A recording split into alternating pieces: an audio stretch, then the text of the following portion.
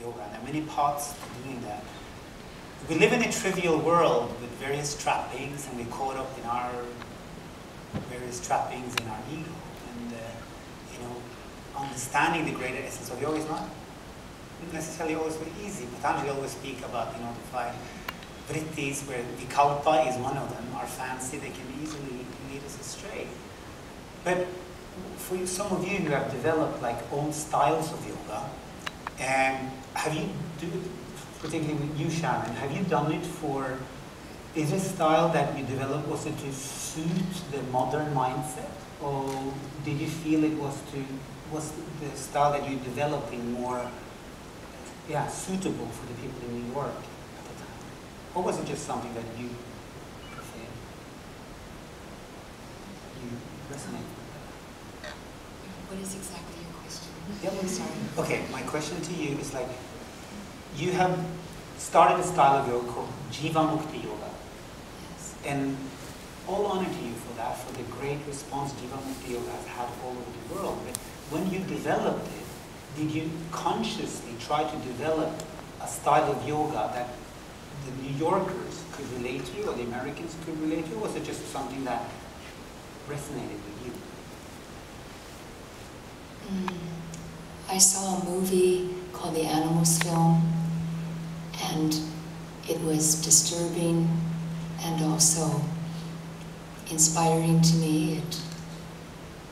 It was a British film, and it covered all the different ways that human beings exploit animals in the world today and the earth. And I had studied, previous to that, I had studied yoga, Yoga Sutra, and Sanskrit, and meditation. I hadn't practiced asana formally. But after seeing that movie, the scriptures that I had been studying made sense to me. And I vowed that I wanted to live the rest of my life trying in the best way that I could to help others understand the insanity of how we're living not in harmony with the earth. And in turn, of course, I wanted to understand that myself, because I realized I had to have a deep understanding before I taught others. And it just organically happened. People just asked me questions, and I tried to respond with answers or with practices that seemed to work for me, and then one thing led to the next. I don't know. But now you have, is Jiva Mukti like trade, is it patented, or is it like... Patented. I don't think it's patented. Okay, well, some yoga styles are, you know, some people are trying to trademark it. But when did you, is it Jiva Mukti, isn't it a certain sequence that you follow, and it's a certain style of practice called Jiva Mukti Yoga? It's a method of yoga where compassion for all being is emphasized. Yeah. So we do many practices in order to awaken compassion. Thank you. Raghuram, what do you think of many of these modern developments of yoga in India and being around here?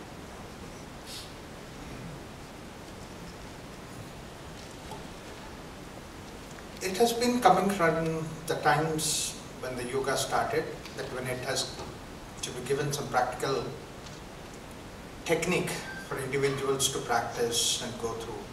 People have been giving, the system has been giving the various practices, put few practices together in the form of some package or the other, which people in the ancient time used to call it as prakriya, like avasthatara prakriya and panchakosha prakriya, like that. There were several prakriyas that have been there. And depending upon different timings, there were different emphasis that used to be there. There was one time, in the Vedic time, the emphasis more was on the intellectual aspect of it. Later on, the emphasis has been more on the meditation aspect of it. Like that, from different timings, there have been different emphasis and then practices have been coming. And in the modern times, I have seen in the last about 100, 200 years, the emphasis must have been very much on the physical side. At the Buddha time, that's about 2,500, 3,000 years. That was the time more of prana practices, which were very prevalent. So like that now, probably it is the physical aspect of it. But slowly, it is now going back to intellectual aspect. That's what I see. Because the reason also for that must be that people needed more and more emphasis at the physical level. So that's why these days a lot of physical aspect has been coming up. But prakriyas, method practices, putting few things together, packaging it, giving a name, it has always been there in the culture, and I don't think that there is anything new that is happening. But it's interesting to see the kind of, craze for yoga that even started in India after it had started in the West. And somehow how there are Western yoga teachers going to India now to teach in India. I don't answer this question directly, but let me recollect one small I was in USA, 1980s, and then I was watching a video of Sri Bhaktivedanta Prabhupada. And then he was, in that video, somebody was interviewing. Actually, this came up in the TV channels on the USA, in USA. And then they asked, see, you are from India, what are you doing? He was sitting in the Berkeley streets of New York, and then in his Remington Rand typewriter, he was translating the Bhagavad Gita. And then he said, this is a book, Bhagavad Gita, and we are translating it English. He said, this is for Indians I am translating. Then she asked, you are an Indian, book is from India, and it is written in Indian language, and you are translating it to English, sitting in Berkeley Street, and then what is the point? He said, it's very simple. This is a wonderful text, every Indian should read. But only thing is, if Americans read it, then Indians will read it. So, I remember when I started yoga about 40, 50 years ago, people used to tell me that, look, these are all okay, all right, but more important thing is that you should be engineer, you should be doctor, you should be modern educated and all that. I said, okay, but then now times have changed.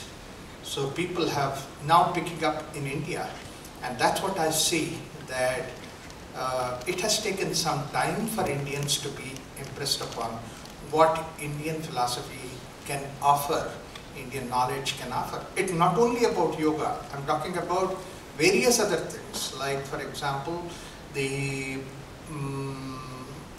Ayurveda. It was being practiced in the West, and then now it has come back to India. Naturopathy, it has gone to the West, it came back to India. So like that, all these things are coming. And the same way, probably 20 years ago, I was speaking the same thing what I'm speaking today, but then when I went to America and came back, people started listening to me. This is the change.